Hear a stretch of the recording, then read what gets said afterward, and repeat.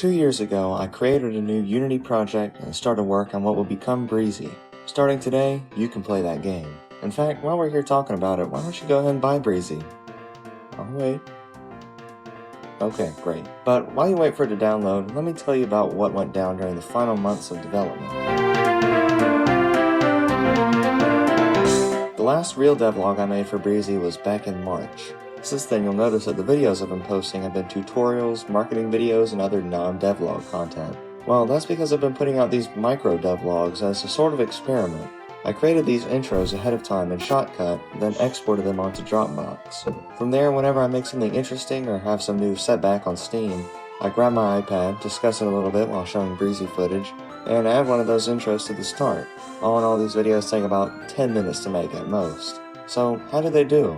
Well, not too bad actually. Looking at the past year for my channel, we can see this prolonged spike where I posted my most successful video, along with a short that did quite well before the algorithm realized that I wasn't going to post bangers every week and quickly swept my channel under the rug again. With the micro devlogs allowing me to post almost every day though, I've been getting some decent traction that's almost sustainable. I do have a feeling that once uploads slow down after this devlog though, things will go back to normal. I know it seems a bit silly to worry about YouTube views when my channel is this small, but I've always gone with the strategy of fake it till you make it. Eventually exponential growth will pay off, or I'll have a viral video, or some other event will put more eyeballs on the channel, but that won't happen unless I'm trying to make it happen.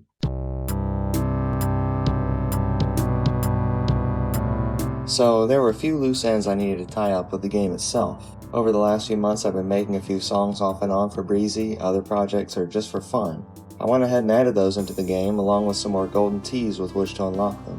I think adding these new songs helps make the game more replayable, and at this point replayability is the major hook of the game. It's also just really fun to add them. Beyond that, the last real content I added to the game was 12 more holes to finish out the Halloween course. The last time I even touched the Halloween course was back in 2021, but I think its aesthetic still holds up to how the game looks today. Since the course is based on puzzles, I added 2 new puzzling mechanics. These ghost walls that only materialize when they aren't looking at the ball, and these sleepy walls that wake up when the ball passes through them. The puzzles I made with them are pretty easy, but they're fun enough, and they show off the new mechanics. I managed to get the levels done pretty quickly, and I'm satisfied with the fact that there's now an even 144 holes in the game.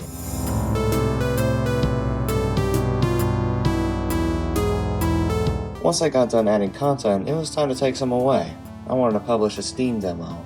I originally was going to publish it as part of the Steam Next Fest, but it turns out you had to register for that in March, and I wasn't even on Steam at that point, so I just released the demo as soon as I could.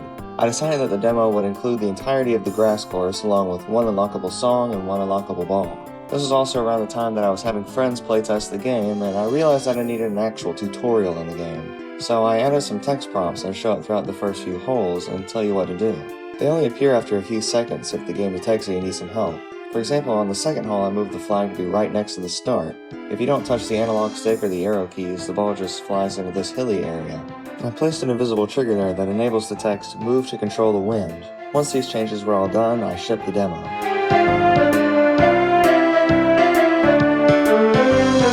The marketing process so far has not proved extremely fruitful.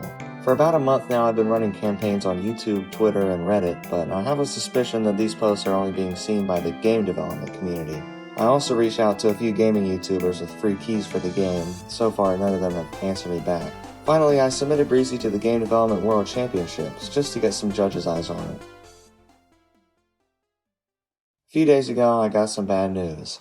Since my release date is going to be during the Steam Summer Sale 2023, I'll get even less visibility than a normal Steam game would get. I appreciate that Steam would let me know in advance about this, and I know it's partially my fault for not being in the know about Steam, but all these failures add up to be a little depressing, honestly. Look, I'm not blind. I know I'm not going to make any money off of this game. No publisher, no sales, no algorithm jackpot. I'll honestly be very surprised if I make that the $100 application credit. But beyond a few strokes of bad luck, this game doesn't really have a marketable hook. It's fun, it's replayable, the skill ceiling is high, and if you buy it, I honestly think you'll have a good time with it. But there's not much to make it stand out amongst all the other games on Steam, YouTube, or what have you. That's why I plan to relaunch Breezy in the future. Whether it's a few months or even a few years, I want to take time to add multiplayer, more speedrunning features, and more content to the game. Once I'm a legal adult, I'll be more able to negotiate with publishers and hopefully secure a deal. I'll also be in a position to put this game on the Switch, which I believe would be a perfect fit. If that doesn't work, I'll concede and start on the next game. Breezy will be relegated to the backlog, something to provide a slow trickle of occasional sales. But I don't want to end this video on that sort of depressing note. In all actuality, I'm still very happy and excited to be releasing Breezy. No matter how little money I make off of it, this is something that I put years of time and creative effort into. Probably more than I've put into any other one project in my entire life. It's taught me so many valuable lessons about game development and about myself. And most importantly, this launch is a weight off my shoulders and an open door to the next chapter of my career. Thank you. Be sure to buy Breezy, and have a good day.